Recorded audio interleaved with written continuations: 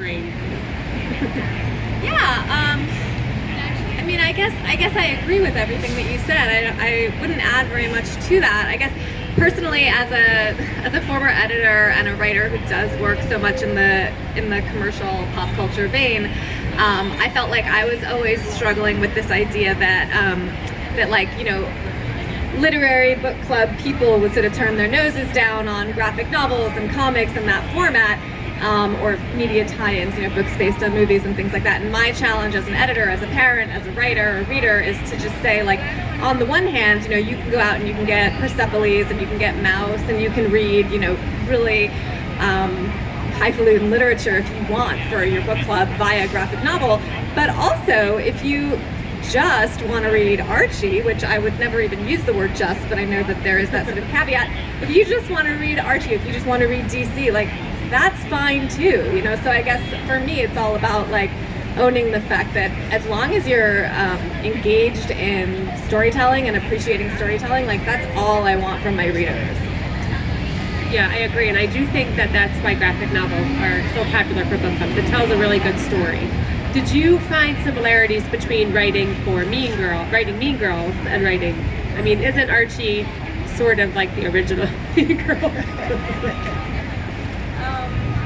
I mean, the biggest similarity is trying to take a really beloved, iconic property or characters and give fans, and also, you know, keep in mind that the licensors are actually my employers, so I'm trying to be true to them, and I'm trying to serve the fans because that's who we're writing for, but I'm also trying to make sure that I'm not just regurgitating storylines that are appearing on the show. Or with Mean Girls, which was a novelization, you know, I'm trying to create, like, little side conversations and sub-mysteries and things that maybe you didn't see in the movie, so that if you are a super fan and that's why you're reading the book, you're not just reading a book version of the movie and there's something extra in there. And it's the same with Riverdale, like, trying to stay true to that vision and replicate it, but also give something unique at the same time.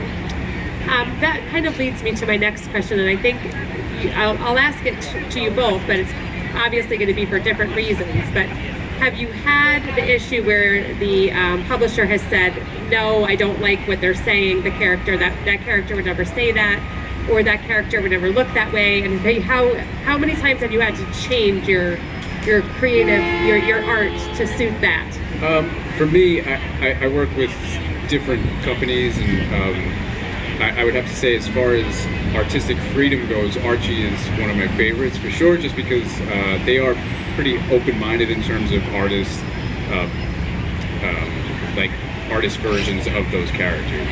There's not like a house style, which is really awesome. They're interested in seeing, like, your interpretation of those characters. So for an artist, you really can't ask for much more. What I try to go for is, like, a blend between, like, a comic book version of these characters with a little bit of recognizability to their actor counterparts, so that some of the fans of only the show and not the comic could kind of maybe recognize visually some of those characters. But yeah, I definitely don't feel constrained or confined. Every now and then I have to change things in terms of clarity for storytelling. For comics, that's, like, the most important thing, is just clarity, you know, making things read well, not only with the words but visually, and then making sure they go together. So yeah, stylistically, I definitely don't feel constrained.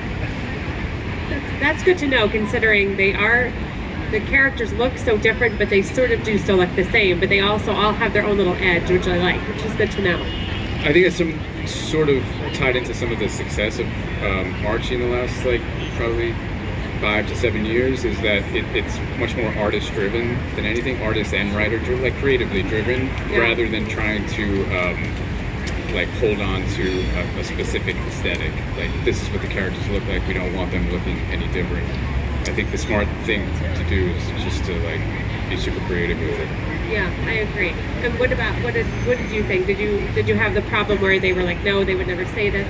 Also, maybe at the same time you can say how, if you thought it was easier or harder to fit, if you're used to writing, novel or, prose, and then you're trying to get your thought into, a bubble-sized comic, was it harder to do, and what was your biggest struggle with that? Well, I would agree that Archie is extremely easy and pleasant to work with. They've been really great. I mean, I've worked with all different licensors, like in all my time in publishing, and they've really been really wonderful and accessible. I haven't had a whole lot of, oh, no one would ever do that. Like once in a blue moon with the novels, my editor will say, oh, this doesn't sound like so-and-so, and I'm like, well, I think it does, but the one thing you learn, I don't know about you, Thomas, but I feel like you just check your ego at the door, or it's too stressful. Like, they're not my characters, they belong to other people, so I have to just, like, if you don't agree, then maybe I'm right, maybe I'm not, but like, I've done something wrong in the process of communicating it to you, so I just need to go revisit it. It doesn't really happen that often. Apparently, one of my greatest skills in life is to be able to replicate the dialogue between the characters of Riverdale. So this seems to be the only like practical application in life, but I'm gonna hold on tight. As for adjusting to the comics, I write across a lot of different genres. Like I have a picture book coming out in 2020. I have a chapter book series that came out back in 2015, I think it was. So I've definitely dealt with like the constraints of word count and rethinking story on different scales. That was the biggest challenge, switching to comics. And if you look at my earliest scripts, they're definitely really overstuffed.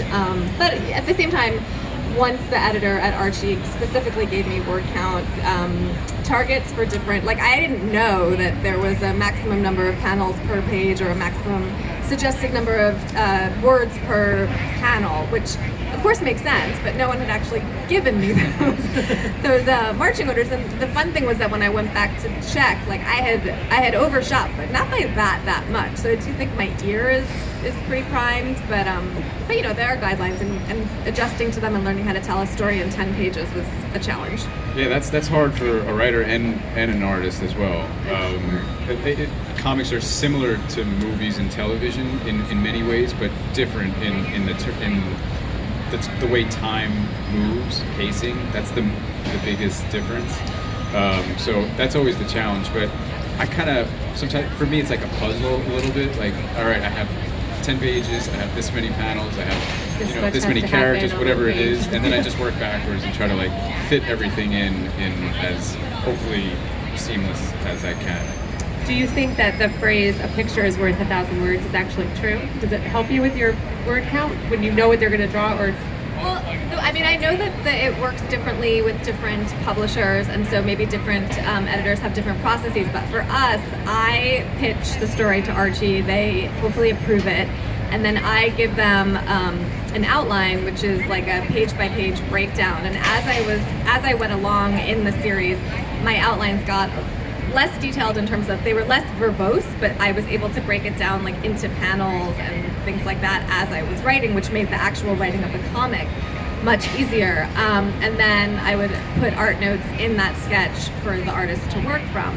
Now, I mean, everyone's always been great, and you've always been great, but I'm not an artist at all. I'm a visual person to the extent that I've worked with books that have illustrations. I think I appreciate it, but I also understand that there's a totally different grammar, and there are rules that you've learned. You went to art school, like you know so many things that I don't know. So most of my notes will end with like, I don't know, follow your heart. So yeah, and I love that. I love stuff like that. I mean, I love a framework, like a basic framework, and all that stuff helps a lot. But for an artist too, to every now and then throw in stuff like, but you know, I trust your perspective on it. That's great.